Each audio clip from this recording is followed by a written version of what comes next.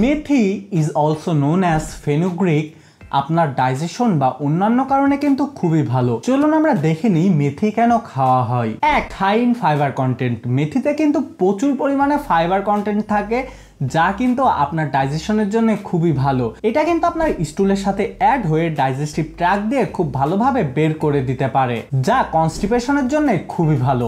2 number, মিউসিলাজি content. মেথিতে মূলত মিউসিলাজি content থাকে, যেটা খুব ভালো পরিমাণে পানি সোক করতে পারে।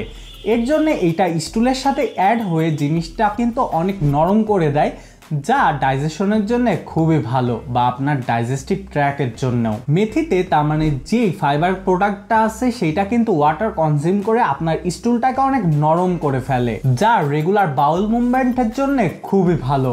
আইবিএস এর ক্ষেত্রে কিন্তু এই জিনিসটা খুবই ভালো কাজ করে। 4 নাম্বার, প্রোবায়োটিক ইফেক্ট। মেথি কিন্তু প্রোবায়োটিকের মতো কাজ করে, এর ফলে এইটা আপনার গাট হেলথকে কিন্তু খুবই ভালো করে। এটা গুড ব্যাকটেরিয়া উৎপাদন করে, যা আপনার ডাইজেশন এবং ওভারঅল হেলথের জন্য কিন্তু খুবই ভালো। 5 নাম্বার, সিমুলেটিং ডাইজেশন। মেথি মূলত আপনার পেট থেকে গ্যাসকে রিডিউস করে, যেটা মূলত ডাইজেশনকে সিমুলেট করে। এর জন্য কিন্তু মেথি খুবই ভালো কনস্টিপেশনের জন্য।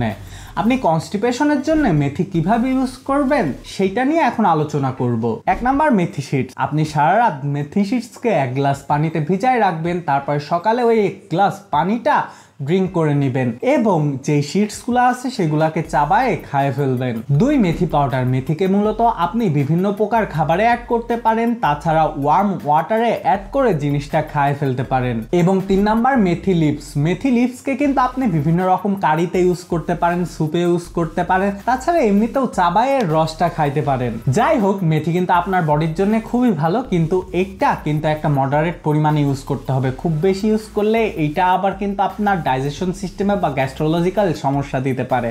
এর জন্য ঠিকঠাকভাবে যদি মেথি খান, এটা আপনার শরীরের জন্য খুবই উপকারী। আমার আজকের ভিডিও পর্যন্তই, দেখা হবে পরের কোনো ভিডিওতে। টাটা, আল্লাহ হাফেজ।